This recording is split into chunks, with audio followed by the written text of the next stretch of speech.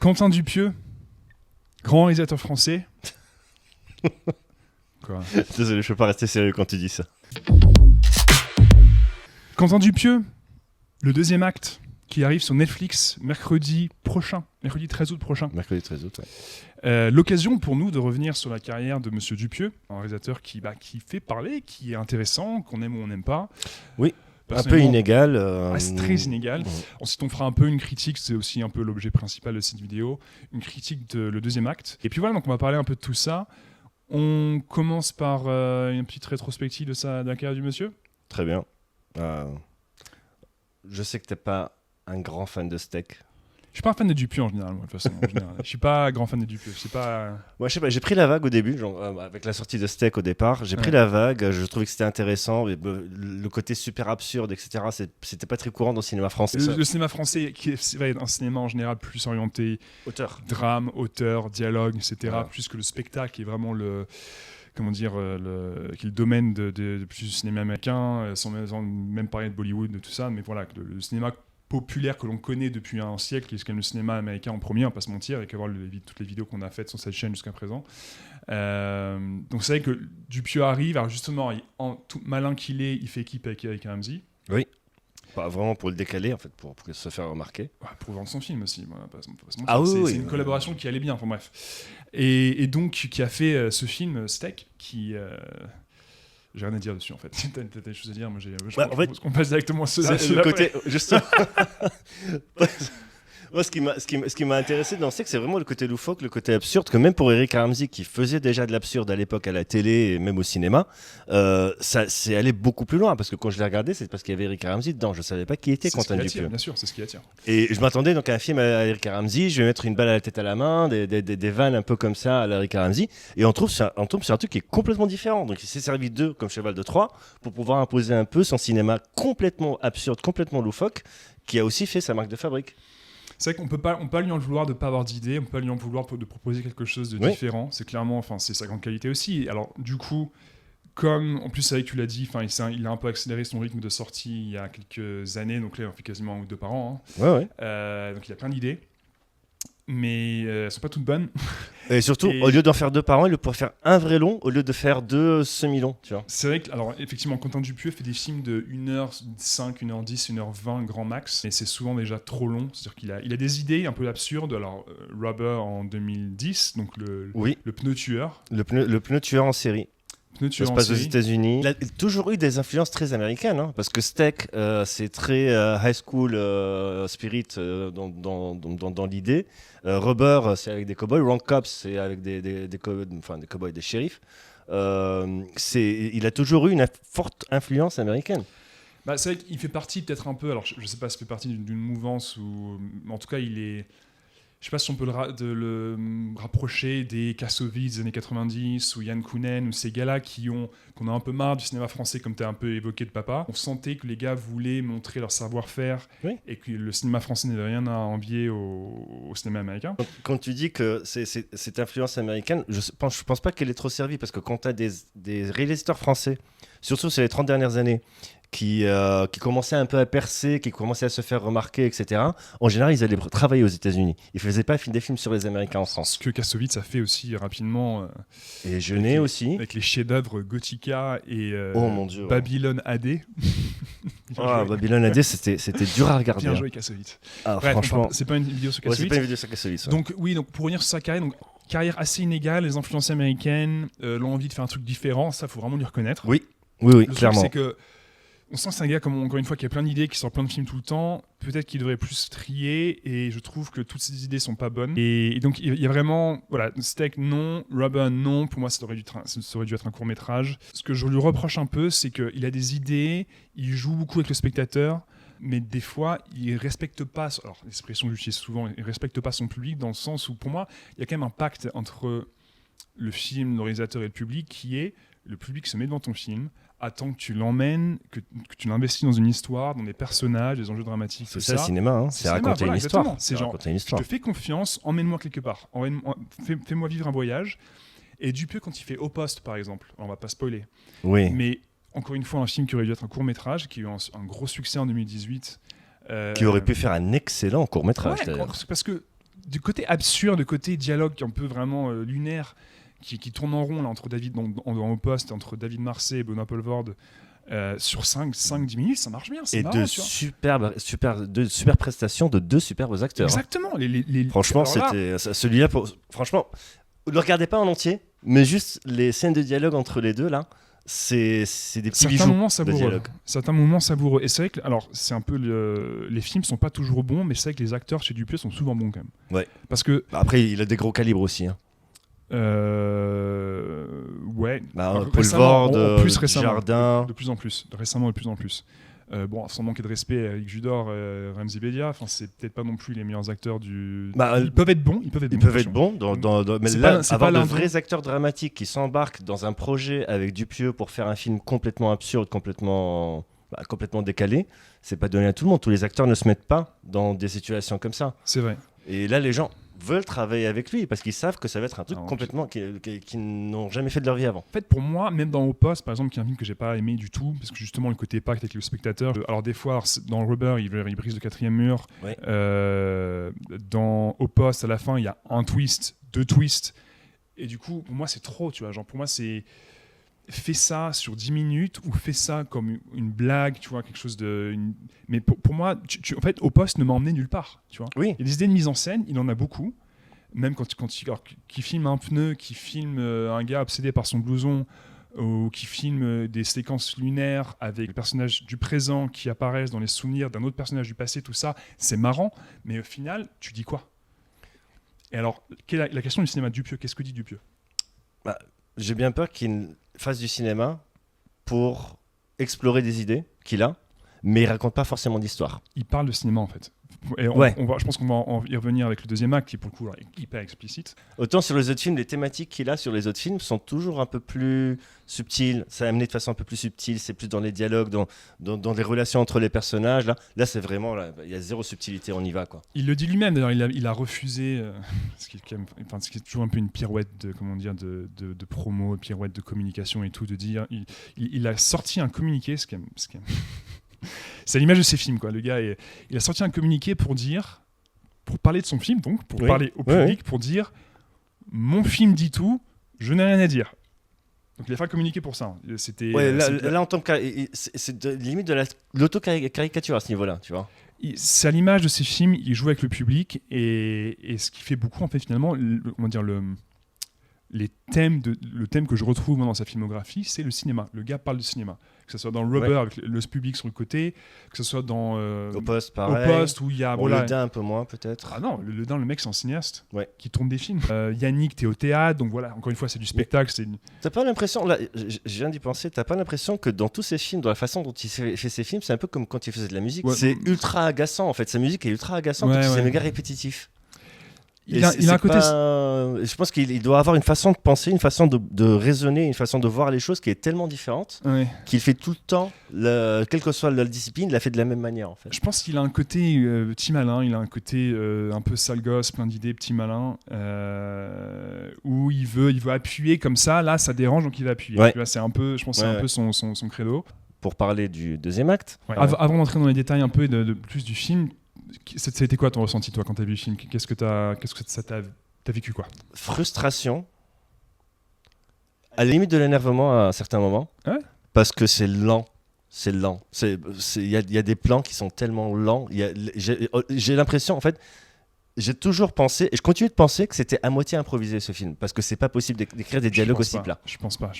C'est une platitude, c'est en gros. C'est stéréotype après stéréotype. On est dans le registre de la comédie quand même. C'est une comédie qui se veut un peu plus, satire, un peu plus, qui tourne rapidement vers le drame par moment, un peu à la façon de Yannick, qui pour le coup était peut-être aujourd'hui son film le plus dramatique. Oui. Le Dain, il y avait un peu de ça par moment dans la mise en place et tout, mais Yannick était quand même... C'était pas un film social, pas quand même, mais c'était un film qui, pour moi, peut-être mon préféré jusqu'à présent. On brise pas le 4e mur, il n'y a pas de jeu de tiens, c'était pas ça l'histoire, c'était ça en fait le personnage d'histoire. Non, c'est tu sais où t'étais, c'était une pièce de théâtre, un gars qui se révolte un peu, qui ramène un peu dans son passif, sa vie, tout ça, son vécu là-dedans, et des choses qui se passent. Il y a une trame. Il y a une trame, il y a une histoire, et en fait c'est là, encore une fois, que je fais un peu la séparation entre les films de Dupieux qui moi m'emmènent, type Le Dain, type Yannick, un peu le deuxième acte, puis c'est un peu à part, et les films de Dupieux où le gars a une ou deux idées marrantes de mise en scène et entre guillemets, de jeu avec le spectateur, qui devrait durer 10 minutes et pas 65, 70, 75 minutes. Pour revenir sur le deuxième acte, qui est encore un film qui parle de cinéma. C'est la satire du cinéma français avec les divas qui veulent absolument avoir le dessus sur tout le monde. Le jeune acteur qui monte, qui veut écraser tout le monde et qui essaie même de faire virer un autre acteur du même casting. Je vois, c'est vraiment les coups de pute qu'on peut se faire dans le milieu du cinéma. Ouais. Et aussi l'industrie en elle-même. Ça parle vraiment de l'état du cinéma actuel du point de vue de Dupieux. Tout à l'heure, tu as dit que ça se voulait comme une comédie. Surtout là, quand on parlait de la première partie, je n'ai pas trouvé ça drôle. Moi, j'ai trouvé ça amusant. Ça m'a fait sourire. Je me suis pas marré, mais ça m'a fait sourire. Encore une fois, sur le côté rupture de ton. Tiens, en fait, c'est ça qui se passe. T'étais pas dans le vrai rail de l'histoire. Il y a beaucoup de ça, jusqu'au point un peu de fatigue. Et c'est un peu ce que je reproche en général au cinéma de Dupieux. Je l'ai déjà dit. Mais moi, ça m'a quand même fait sourire. Les acteurs sont bons. Quand même. Moi, Louis Garrel, perso, c'est pas du tout ma came. J'ai énormément de mal. Il était très bon dans Redoutable, le biopic sur Godard. Ça pas de souci. Là, bien dirigé, film de studio, ultra organisé. Donc, ouais. Le film, mais voilà, ça valait ce que ça valait. Mais lui était excellent. J'ai vu l'un de ses premiers dans Paris. Avec Romain Duris, Enfer. Enfer. La nouvelle vague, tout n'est pas bon, les gars. Faut pas non plus essayer de toujours vivre ça. Vincent Lindon est énorme. Il est très bon. Il joue en retenue. Tu vois, il est pas en roue libre. Je sais pas s'il joue en retenue. Voilà. Bon, donc c'est compliqué de parler du film sans aller dans les spoilers, mais ça dure 1h15, comme souvent chez Dupieux. Oui. Il y a de l'émotion par moment. Il y a une scène un peu centrale, pivot, avec Manuel Guillot, qui est excellent d'ailleurs, qui est touchante, qui est à la fois un peu gênante et touchante. Quand Dupieux se laisse aller à des vrais instants plus émotion, je trouve que ça marche. Parce que je pense que c'est un très bon directeur. Il devrait en faire plus, parce que là, cette scène-là, je vois très bien de quelle scène tu parles. C'est vrai que le jeu d'acteur est extraordinaire, parce que là, il joue vraiment. C'est pas du méta, c'est pas du faux. Il joue vraiment, et on sent vraiment sa peine à travers l'écran. Et c'est vrai que cette scène est vraiment poignante. Oui. Ouais, donc il y a de l'émotion, il y a des dialogues savoureux, il y a des acteurs excellents, tout le monde est excellent. Enfin, je suis pas un grand fan non plus de Léa Seydoux, mais elle est bien dans le film. Franchement, je trouve qu'elle a eu beaucoup de courage d'accepter de faire ce film et de jouer ce rôle-là. Pour le côté méta aussi. Pour le côté méta, ouais. Ouais, ok. Courage de jouer chez Dupieux, je sais pas si ça va. Ouais, bon, parce le courage de jouer des acteurs chez Dupieux, ça va. Pour quelqu'un qui a fait l'école de la vie, je trouve que c'est courageux. D'accord. Donc tout le monde est bon. Le problème, comme souvent je le répète sur cette chaîne, je l'ai déjà dit, le problème c'est les histoires. En fait, ça marche ou ça passe ou ça casse par les histoires. Oui. Des fois, l'histoire, comme tu l'as dit, ça t'a agacé, toi, ça te fait un peu grincer. Tu te dis, ok, vas-y, Dupieux, enchaîne, tu vois. Il y a des moments où quand ça marche, quand tout le monde est au diapason et que les dialogues fusent et que c'est bien joué, bien monté et tout ça, bah tu kiffes quoi. Parce que c'est dialogue savoureux, bon jeu d'acteur et c'est bon. Mais ça arrive pas assez souvent dans le film. Donc toi, alors pour peut-être passer la partie spoiler après, ta note sur le film, ce serait quoi? Dans la mesure, s'il te plaît. Franchement, noter un film de Dupieux, c'est comme essayer d'attraper une licorne au lasso. C'est très compliqué. Oh putain. Stop it. Get some help. Sur la partie direction d'acteur, enfin sur la partie idée, maintenant, je l'ai vu il y a 2 jours, donc j'ai pris le temps un peu de me poser dessus. Allez, je lui donnerais bien un 6. Ok. Ouais, facile. Ouais. Ça me semble correct, parce que j'enlève des points parce qu'il se fout de notre gueule quand même. Sinon, ouais. Il se fout... Je sais pas s'il se fout de notre gueule. Alors moi, pour mon avis à moi, je mettrais entre 6 et 7, peut-être 7. J'avoue que c'est peut-être aussi c'est toujours un jeu d'attente forcément entre ce que tu t'attends à voir et ce que tu vois. Comme je suis en général assez agacé par Dupieux, quand je l'ai mis et que j'ai vu, que je me suis un peu trouvé emporté, j'ai passé un bon moment dans l'ensemble. Donc on va dire 7. Allez, on va être généreux, on va plutôt dire 7. C'est un bon moment qui est, comme souvent chez Dupieux, à la limite de la prétention par moment, à la limite de... Ça se regarde filmé, ça se regarde dirigé. Tiens, regarde mon idée de mise en scène, là, qu'est-ce qu'elle est maligne, tu vois. Il a un peu ce côté-là. Oui. Il est très conscient de ses propres pouvoirs, Dupieux, et de ses propres idées et tout. Quand il fait des histoires plus simples, à la Yannick, ou alors Le Dain, c'est quand même assez barré aussi, mais comme il emmène ce personnage d'un point A à un point B, il y a un vrai arc, une vraie évolution, de vrais enjeux dramatiques. Je trouve que ça marche. C'est bien. Voilà, pour les avis un peu, dites-nous ce que vous en pensez en commentaire si vous voulez vous arrêter là sur la vidéo. Ça arrive sur Netflix, mercredi 13 août. Regardez, ça vaut le coup. C'est plutôt l'un des bons Dupieux. Oui. Alors maintenant, pour la partie spoiler. Donc on va parler un peu plus de film en détail. Tu parlais, effectivement, quand on commence le film, on est avec Garel et Quenard. Oui, on ne sait pas que c'est un film. On le découvre après. Ouais. En plus, ils ont des noms de personnages qui sont différents de leurs prénoms. Ouais. Donc, en gros, la mise en abîme est assez réussie parce qu'on n'a pas la moindre idée que c'est un film. Ouais. On s'en rend compte au bout d'une bonne vingtaine de minutes. Donc, après un bon tiers du film, là, on entend un coupé dans la scène entre Lindon et Seydoux. Et là, on dit « Ah, bah, c'est un film, en fait ». Dans le film, finalement, chaque acteur joue un peu... Enfin, Vincent Lindon joue Vincent Lindon, en fait, tu vois. Oui, complètement. Garel joue Garel, donc le mec plus installé, un peu plus posé, un peu plus, tu vois, sûr de lui. Et Quenard, c'est le nouveau... avec le gros accent, qui met les pieds dans le plat, qui parle fort. Voilà, donc il joue un peu son personnage, un peu qu'on commence à connaître un petit peu. Puis t'as Léa Seydoux qui est aussi installée, l'actrice expérimentée, qui est un peu plus... C'est vrai que dans les scènes, il y a des scènes où il commence à se friter entre Lindon et Quenard, où elle est un peu plus en retrait.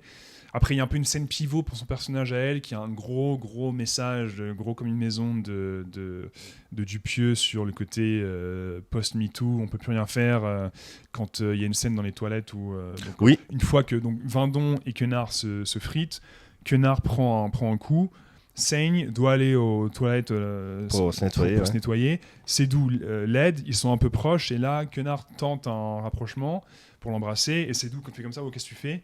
Et là, elle commence à lui dire, tu sais que je pourrais te choper. Oui, je pourrais détruire ta carrière. Ça.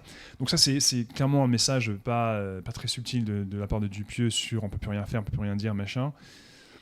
C'est pas le moment le plus malin du film. Mais la première scène du film, je la trouve pas super maligne. La conversation entre Garel et Quenard quand ils sont en train d'aller au rendez-vous et qu'il y a ce sujet d'homosexualité qui est évoqué, où en gros Quenard dit « Ah, de toute façon, mais moi, de toute façon, ça, je peux pas, je peux pas être proche d'un homme, etc. » Pour en fin de compte découvrir que l'acteur qui le joue est gay. Oui, donc effectivement, c'est ce qui est amusant et ironique à la fin, c'est qu'on se rend compte que, comme tu l'as dit, que c'est en fait dans la ville, le personnage de Lindon et de Quenard sont un couple. Sont un couple, et justement, c'est yo-yo entre les deux, parce que c'est entre la première scène et quasiment la dernière scène du film, si ce n'est la dernière. Ouais. Il boucle la boucle en faisant ça, et j'ai trouvé que là pour le coup c'était un clin d'œil qui était assez malin, beaucoup plus subtil et beaucoup mieux joué que par exemple ce qui se passe dans la voiture 2 fois dans le film. La première fois, quand je parle du mec qui se tire une balle dans la bouche. Oui, donc le personnage de Manuel Guillaume. Oui, exactement, parce que ça arrive 2 fois dans le film, une fois pour de faux, une fois trop, et une fois pour de vrai. Une fois trop. Exactement. Et cette scène-là, en fait, ça m'avait choqué la première fois, parce que je ne m'attendais absolument pas. Bah, c'est fort. C'est ultra fort. Et après, il l'a refait. Sauf que cette fois, il y a un enjeu, parce qu'on s'est attaché à ce monsieur, on l'a vu en peine, on a vu sa douleur. Donc la deuxième fois qu'on ne sait pas pour de faux, entre guillemets, c'est ultra choquant. Mais c'est le défaut vraiment le défaut numéro 1 de cinéma de Dupieux, c'est toujours vouloir faire des intrigues de tiroirs à twist, je sais pas comment on peut dire ça, ce que vous voyez n'était pas la vraie vie, vous voyez un cinéma, une pièce en train de se monter, d'être joué, parce que pour moi ma scène préférée du film, c'est la grosse scène du malaise avec ce figurant qui a sa chance, Manuel Guillaume, qui n'arrive pas à verser un simple verre de vin. À verser le vin sur la table où il y a donc Garel, Quenard, Lindon et Seydoux, parce qu'il est trop stressé, c'est sa grande chance et il n'y arrive pas, il est vraiment trop nerveux. Et ensuite, ce qu'il fait, ou ce qu'on croit qu'il va faire dans la voiture une première fois quand il va se tirer une balle, alors qu'en fait, c'est son personnage, c'était déjà dans le film, et il le fait vraiment à la fin. Oui.